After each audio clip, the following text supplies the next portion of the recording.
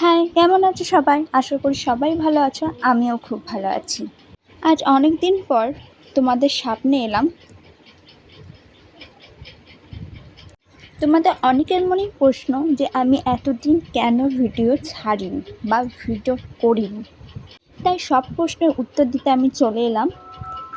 দেখো, ভিডিও করলে ভিডিওতে যদি ভিউজ না আসে, কমেন্ট যদি না আসে, সাবস্ক্রাইব যদি না হয়, তাহলে কার মন হয় বলো তো ভিডিও ছাড়তে? তাই আমারও কোনো মন হচ্ছিল না ভিডিও ছাড়তে।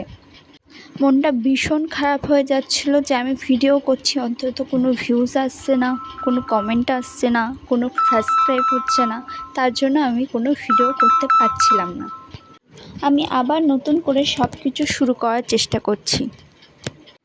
এবার শুধু লাগবে তোমাদের সাপোর্ট। তোমাদের সাপোর্ট না পেলে আমি কিন্তু এগিয়ে যেতে পারছি না এবং আমারও মন দুর্বল হয়ে যাচ্ছে। তাতে আমারও ভিডিও করতে ভালো লাগছে না, কিচ্ছু মন চাইছে না যে কিছু সামনে নিয়ে। তোমরা যদি আমাকে সহযোগিতা করো তাহলে আমি নতুন নতুন ভিডিও তোমাদের সামনে নিয়ে আসবো। ডেইলি ব্লগ, ডেইলি তোমরা আমাকে দেখতে পাবে। আমার যা যা করি আমি সব রিয়েল দেখাবো। যারা আমাকে দেখতে ইচ্ছুক বা দেখতে চাও, যারা আমাকে ভালোবাসো, তারা প্লিজ সাবস্ক্রাইব, লাইক, শেয়ারটা প্লিজ করো। আমাকে এগিয়ে নিয়ে যেতে মাত্র তোমরাই পারো। আমি সোশ্যাল মিডিয়াতে নতুন, আমি কিচ্ছু জানি না। আমি না ভিডিও ভালো করে করতে পারি, না ভয়েস ভালো করে দিতে পারি। সবই তোমাদের জন্যই শিখবো। প্লিজ তোমরা আমার পাশে থেকো। যাই হোক, আজ শ্রাবণ মাসের দ্বিতীয় সোমবার। সকালে উঠি, স্নান টান করেই আমি আগে শিবের মাথায় জল ঢেলে নিয়ে এসেছি। তারপর এসে বাড়ির সমস্ত কাজ করেছি।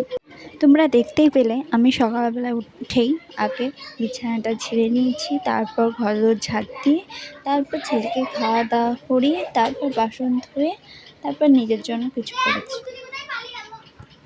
যাই হোক, তোমাদের সামনে আমার একটাই অনুরোধ যে তোমরা প্লিজ আমার পাশে থেকো। তোমরা সহযোগিতা করবা, তোমরা আমাকে উৎসাহ দেবা, তবেই আমি এগিয়ে যেতে পারবো। এই সোশ্যাল মিডিয়াতে সবই মাত্র আমি হামাগুড়ি দিচ্ছি। এবার তোমাদের হাত ধরেই আমি হাঁটতে শিখবো। না আছে আমার কাছে রিং লাইট, না আছে আমার কাছে মাইক, আছে শুধু একটা স্মার্টফোন।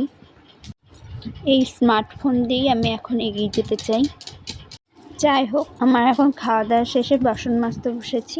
বাসন মাজার সবই সুবিধা, আমার কাছে দুটো অসুবিধা লাগে, এক প্রেশার কুকার, এক কড়াই। আমার এই কড়াই মাজতে গিয়ে আমার খুবই কষ্ট হয়, কড়াইয়ের দাগ যেন উঠতেই চায় না। যাই হোক, আমার এখন বাসন মাজা শেষ, এখন আমি বাসনটা জল বুলিয়ে নেব। বাড়ির সবার খাওয়া দাওয়া হয়ে গেলেও আমি এখনও খাইনি, কারণ আজ দ্বিতীয় সোমবার ছিল, বেলা করেই পুজো করেছি। তারপর খাওয়ার পর এখন আর একটু খিদে নেই, তাই সব কাজ বাজ সেরে নিয়ে আমি একটু পরই খাবো ভেবেছি। বাসনকোটা ধোয়া হয়ে গেলে আমি একটু রেস্ট করব, তারপর খাওয়া দাওয়া করব। নাহলে আমার মনে হচ্ছে আমার শরীরটা একটু খারাপ লাগছে, তাই এখন আর কিছু খাবো না। বাড়ির সবার খাওয়া দাওয়া হয়ে গেলেও আমি এখনও খাইনি, কারণ আজ দ্বিতীয় সোমবার ছিল, বেলা করেই পুজো করেছি। তারপর খাওয়ার পর এখন আর একটু খিদে নেই, তাই সব কাজ বাজ সেরে নিয়ে আমি একটু পরই খাবো ভেবেছি। বাসনকোটা ধোয়া হয়ে গেলে আমি একটু রেস্ট করব, তারপর খাওয়া দাওয়া করব। নাহলে আমার মনে হচ্ছে আমার শরীরটা একটু খারাপ লাগছে, তাই এখন আর কিছু খাবো না। বাড়ির সবার খাওয়া দাওয়া হয়ে গেলেও আমি এখনও খাইনি, কারণ আজ দ্বিতীয় সোমবার ছিল, বেলা করেই পুজো করেছি। তারপর খাওয়ার পর এখন আর একটু খিদে নেই, তাই সব কাজ বাজ সেরে নিয়ে আমি একটু পরই খাবো ভেবেছি।